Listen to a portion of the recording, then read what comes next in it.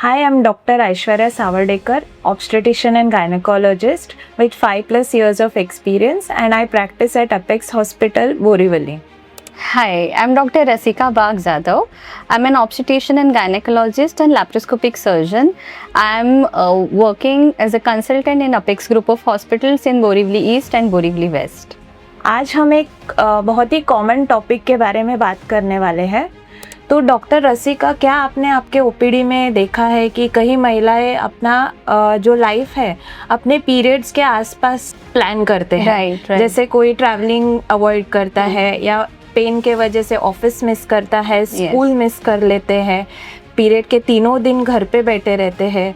तो क्या आपने ऐसे देखा? You are absolutely right, Dr. Aishwarya.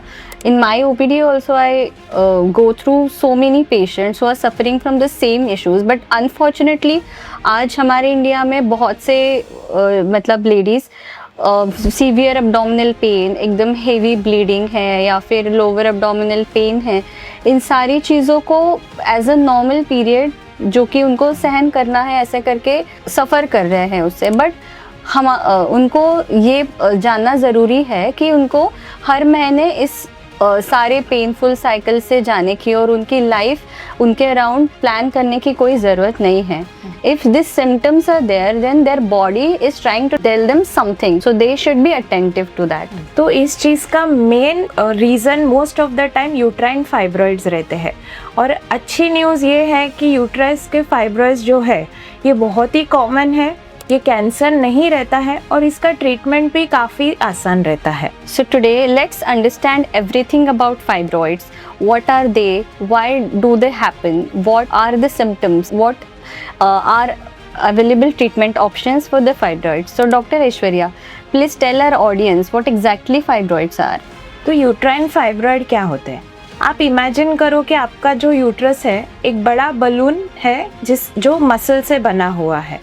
तो बॉडी के हार्मोनल इन्फ्लुएंस के वजह से छोटे छोटे ग्रोथ्स हो सकते हैं, इसको हम बोलते हैं यूट्राइन फाइब्रॉइड। तो fibroids are the most common gynaecological condition seen between 30 to 50 years of as.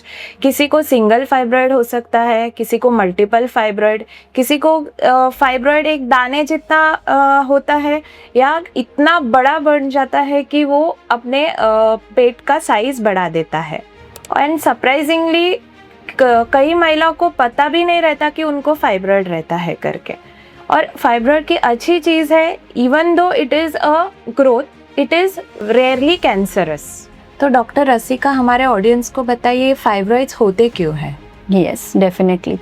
Fibroids एक ऐसी चीज़ है जो हमें डेवलप हो सकती है, जिसके लिए कुछ रिस्क फैक्टर्स का होना ज़रूरी नहीं होता है, बट ये रिस्क फैक्टर्स अफेक्ट कर सकते हैं, जो कि है आपका एज 30 to 50 के बीच में होना, आप ओबेसिटी अगर आपको है, या फिर आपके फैमिली में आपकी मैटरनल साइड में अगर हिस्ट्री है कि फैमिली में किसी को फाइब्रॉइड है, या फिर hormonal influences like oestrogen can cause fibroids.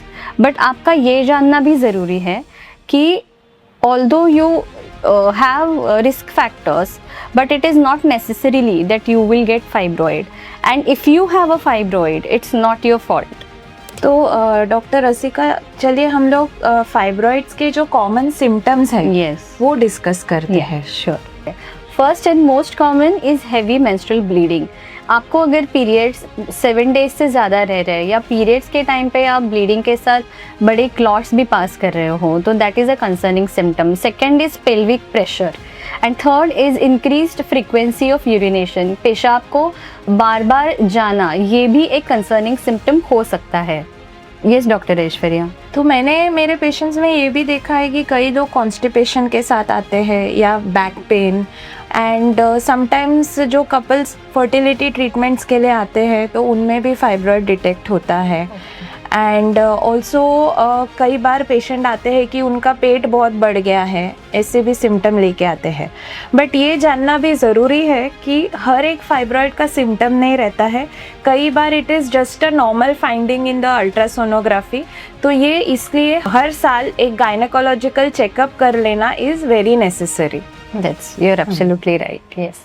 तो doctor Rasika, do you think fibroids affect women's chances of getting pregnant? Not always doctor Aishwarya, sometimes women with fibroid, जिनको फाइब्रॉइड्स होते हैं, वो नेचुरली कंसीव कर सकते हैं and they can even have natural normal pregnancy and delivery, but it all depends on the size and location of that fibroid, where is it situated in the uterus. So Dr. Aishwarya, tell our audience, if we have fibroid, for every fibroid do we need a surgery? Okay, so ये सबसे बड़ा myth है कि fibroid है तो surgery की ज़रूरत है. आपके अल्ट्रासोनोग्राफी रिपोर्ट में अगर फाइब्रॉइड आ गया तो ये डिपेंड्स ऑन योर सिम्टम्स, फिर उसका location, size and how it is affecting your future fertility plans, उसके ऊपर सर्जरीज डिपेंड रहते हैं. Most of the fibroids are manageable just by medicines, or few are managed by observation, and very rarely some go for surgery. Yes, Dr. Aishwarya, you are right. And in modern gynecology, we also have laparoscopic surgical options या robotic surgical options, जिसमें patient को time जो होता है recovery का वो भी काफ़ी कम होता है, and it is very less discomforting to the patient. Correct. Yes.